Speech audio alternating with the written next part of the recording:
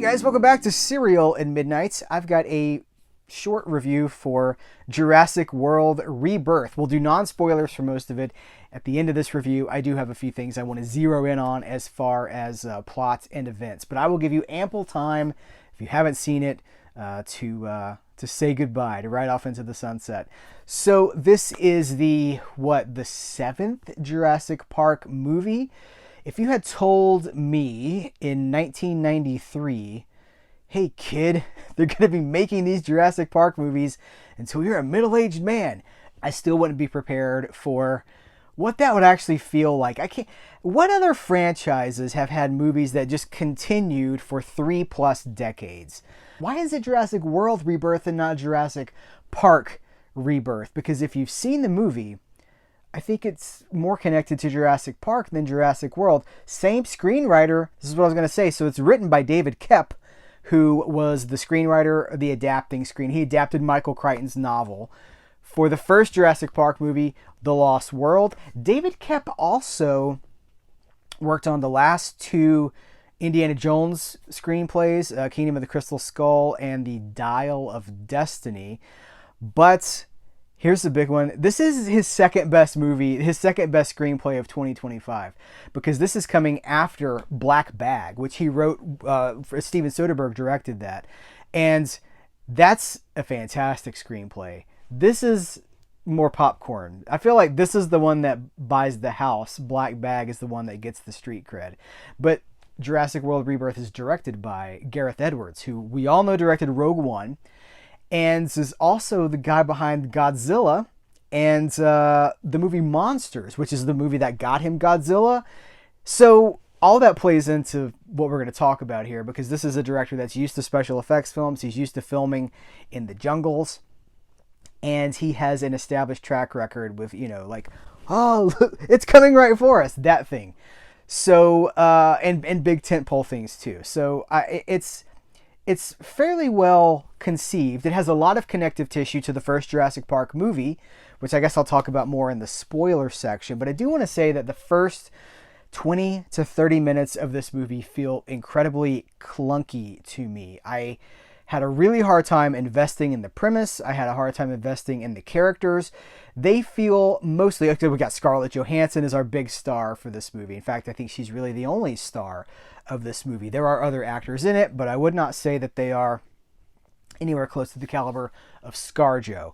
The characters themselves, cookie cutter is a term that people get offended by, so I'm going to say off the shelf. These characters feel off the shelf. We've got the corporate guy, we've got the science guy, and we've got mercenaries, basically. And that's one of the things that I had a hard time with this movie I only really like one of the characters. There's also a family in the movie that falls victim to, dinosaur shenanigans. They're sort of thrown into these circumstances. They didn't ask to be there. They did not put themselves in this position through greed or any other thing. It's kind of the wrong place at the wrong time. But even most of them, I don't care about. You connect this to Jurassic Park 1, the original. You've got Alan Grant, right? You've got... If you look at all of the characters in the first Jurassic Park movie, you look at Laura Dern, you look at Jeff Goldblum, Sam Neill, who I just mentioned, they are really fully fleshed out characters who have pros, they have cons, they have good qualities, they have ambitions, they do things that is not in their best interest. They're really three-dimensional characters, and I know that Michael Crichton created those characters, right? But we've never... This movie especially, I don't care. I don't care about your characters. I don't care about the mercenaries who are in this for the money, right? The plot of this, which you've probably gathered from the trailers, involves this MacGuffin. They got to go to the island where they stored the dinosaurs that were the rejects. They were like the genetically mutated dinosaurs because, things went wrong. Science got involved and created these creatures that it was best just to put them on the island. Same thing from Jurassic World, right? Very similar. You tie a line runs through Jurassic Park 1, Jurassic World, and now Jurassic World Rebirth. This, movie 1, movie 4, movie 7. Boom, boom, boom. Those are like tent poles now.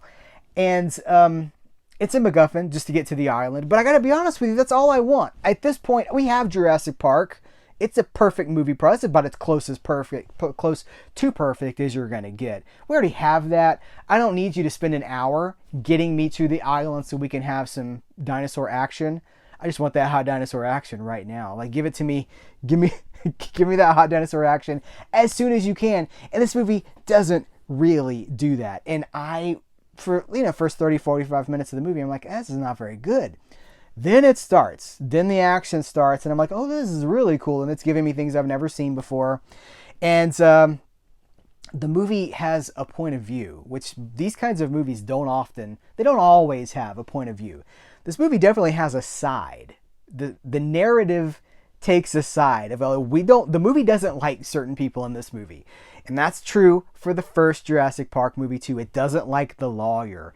It doesn't like messing with science. The people who are there in awe of the dinosaurs, they're going to be okay. The people who are exploiting the dinosaurs, they are not. There's a morality to the Jurassic Park world, and it's here on full display. I do like that. I like some of the character arcs.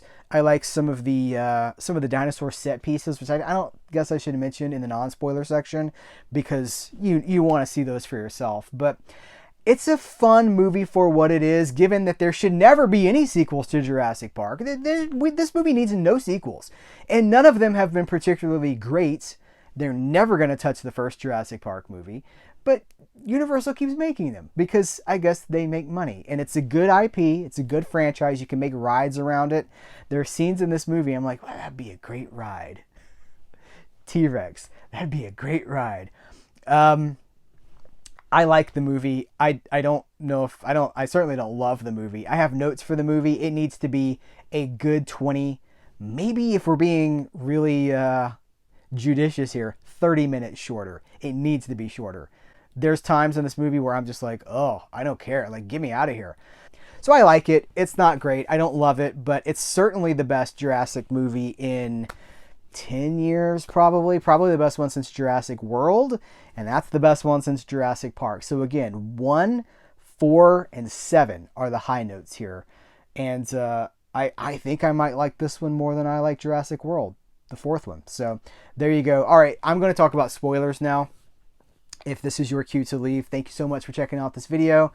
Be sure to hit up cerealatmidnight.com for hundreds of movie reviews like this one, and a lot of deep cuts too. So thank you. All right, spoiler time. I like the set pieces here because we know what's going to happen. We're there in the theater or watching on digital or whatever because we want to see the dinosaurs do what dinosaurs do. And so the boat scene in the beginning of the movie, when they're out in the ocean and they're being assaulted in the boat, very specifically, deliberately an echo of Jaws. Just kept waiting for somebody to say we're going to need a bigger boat. I love the T-Rex encounter with the raft. What a great set piece. That whole thing, because we know as soon as we see a T-Rex, we know what we're in for. And we know things that the characters don't know, right? And that's good screenwriting and David Koepp knows this because he wrote the first Jurassic Park. He knows that we know if you're still, it can't see you, but they're not still. And it becomes this pursuit down this, was it a river? I'll say it's a river. It was a smaller river, well, almost like a creek, but it was a river. And that was intense. And I turned to my wife after that scene and I said, that was worth the price of admission, because it was. There are all these tent poles that connect back to the first movie. Turn the light off, turn the light off. That's in this movie. There's a Jeep chase in this, or a Jeep scene in this movie. The whole encounter with the D-Rex, the genetically mutated monster at the end. So is that there just because the director did Godzilla? Because it's basically Godzilla. Is that Universal saying, we want some of that Godzilla cash? We can market a D-Rex monster. I don't love the way it looks. It looks weird. Remember the Godzilla movie from the 90s with the Matthew Broderick version of that? He didn't direct it, but the movie, the one that stars Matthew Broderick, and how weird Godzilla looked in that movie. People are like, that's not Godzilla. That's kind of how I feel about this dinosaur. I don't love that aspect. I mean, I love the tension of that scene, but it's just a weird design. And I get it. It's genetically mutated. I get all that. But the set pieces in this movie, the dinosaur action, the aviation, the aviary birds, the birds that fly, those are great. The scene that takes place on the side of the cliff with the ruins, the tribal, I want to call them Mayan ruins, but I haven't geographically checked to see if that's accurate. I think they were clearly influenced by Mayan ruins. I guess you could throw Incans in there too. They're in the jungle and there's ruins of an ancient civilization that they're going inside of. I'm like, oh, I'm getting an Indiana Jones fix here. Of course, David Koepp wrote the last two Indiana Jones movies, so he knows what he's doing. None of this is a coincidence.